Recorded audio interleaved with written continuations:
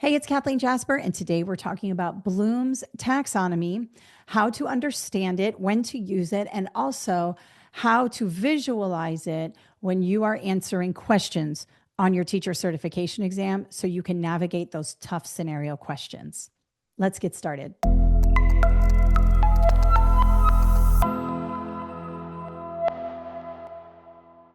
All right, so if you are in the teaching profession, you undoubtedly have seen or heard of Bloom's taxonomy. Benjamin Bloom was an education theorist, and he came up with a hierarchy of skills, their verbs on a pyramid that kind of show you the low-level skills moving all the way up to high-level skills in terms of critical thinking. We use Bloom's taxonomy when we are looking over our standards and also building objectives to make sure that we're constantly pushing students up that pyramid so they are being critical thinkers. That is the goal. So let's hop over to my presentation so I can show you Bloom's taxonomy and how it applies to your teacher certification exams and your practice in the classroom. All right, so this is Bloom's taxonomy. I have this in my books as well whenever we're talking about critical thinking. I've added a few more verbs in mine just to kind of help you to understand, what's going on here. But this is the classic Bloom's taxonomy. You can see we have remember all the way down at the bottom, all the way up to create up here, which is the highest level. And the idea is as we move up this pyramid, critical thinking skills increase. Now, when we're down here under remember, this is more of an identify type of skill. For example, identify the phases of mitosis, right? That sounds sort of complex if you haven't been in a science class in a long time, but you could essentially memorize those, right? If I said remember or memorize your math facts, super important, very, very important skill to memorize those math facts, and it'll serve you later in life, but it is a low level skill. You're memorizing, you're identifying and memorizing. As we move up and we get into understand, obviously we're thinking a little bit more in depth about it. We are thinking about how things work and we're sort of understanding processes and things like that. So for example, if I said, what are the phases of mitosis and you rattled them off, that would be remember. But if I said, do you understand how mitosis works? And you were like, yeah, it's about the splitting of the cell and making sure we have the genetic information inside. That's starting to understand. Still down at the bottom of the pyramid, but up above that remember verb. And then as we get to this part of the pyramid, these last four verbs, apply, analyze, evaluate, and create, we are cooking with gas here. This is when critical thinking is working. When we say apply, what we're doing is we're applying the skills we've learned to a task. So for example, let's say you remembered your math facts.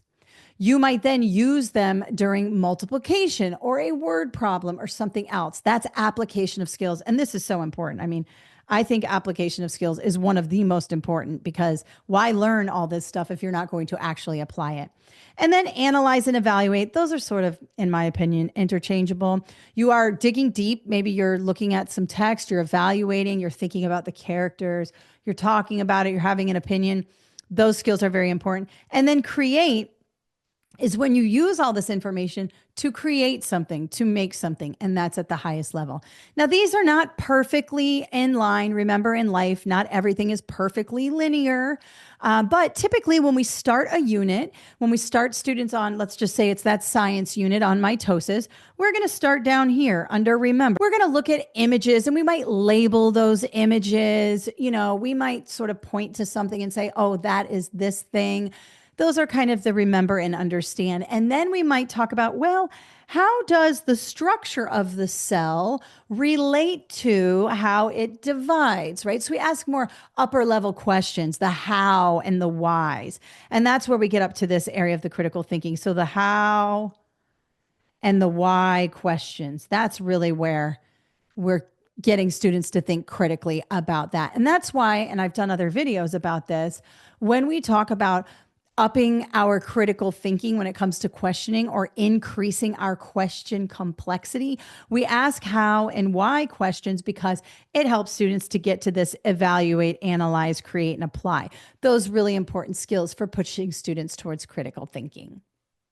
Now, why is this important? Why does it matter? Why can't we just, let students learn the way they want to learn? Well, of course, we want to do that, but we want to pay attention to the questions we're asking because number one, you might be asked this on your teacher certification exam, but also this is how you're going to set up your objectives in the classroom. If all of your objectives are remember, identify, you've got these low level objectives. You're not really pushing students towards upper level. When you have the words analyze and evaluate in your objectives, and you tell students, all right, today you're going to be responsible for analyzing how mitosis helps with DNA replication or something more complicated like that, you're pushing students towards that critical thinking. So that's why it's important. But let's check out this teacher certification exam question so you can see sort of how to navigate this, okay?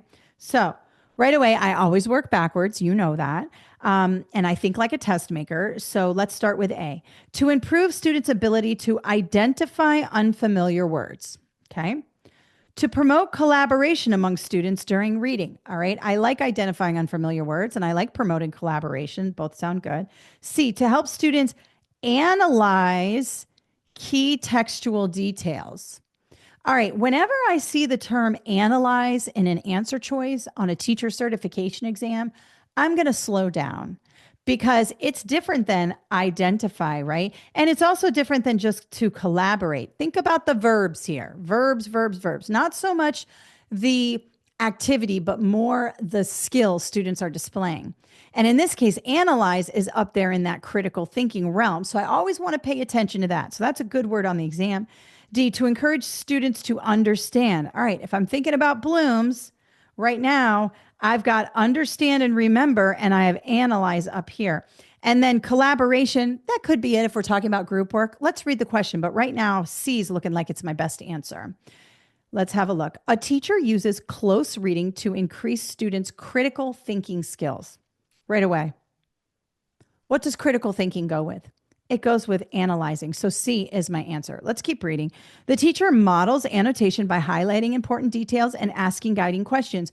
What is the primary purpose of this strategy? Well, notice where they're trying to get you here, okay? Highlighting important details, right? You might go with this because it says important details to encourage students to understand important details. We also have details here. Analyzing is more important here because of the critical thinking. Remember, don't focus so much on the activity, focus more on the verbs and the skills students are displaying. And the primary purpose would get students to analyze. So notice we have a few answer choices that are sort of intermingled. They could kind of be switched in and out. A lot of times people will say, I thought all of the questions looked, or all of the answer choices looked good. Yeah, they all look good, but there's one that stands out and it has that term analyze. And that's what's really important here. All right. So remember that little trick when it comes to your teacher certification exam. You will see that in a lot of scenario questions. They want to know that you understand Bloom's taxonomy and that you are prepared to push students towards those critical thinking skills. Analyze, evaluate, apply, and create.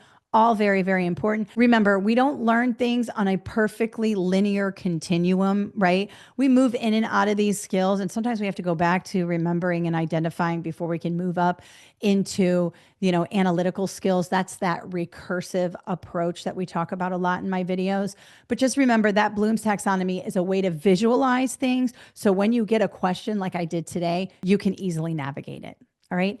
Let me show you where to get some of our resources if you're interested in some test prep. All right, so you can find all of our resources on KathleenJasper.com. We have tons of study guides here, online courses for all the different exams, and we also have these audio courses. So check us out there, and you can also get our free resources on YouTube, TikTok, Facebook, or anywhere where you get content. All right, that's it for today. Thank you so much for watching.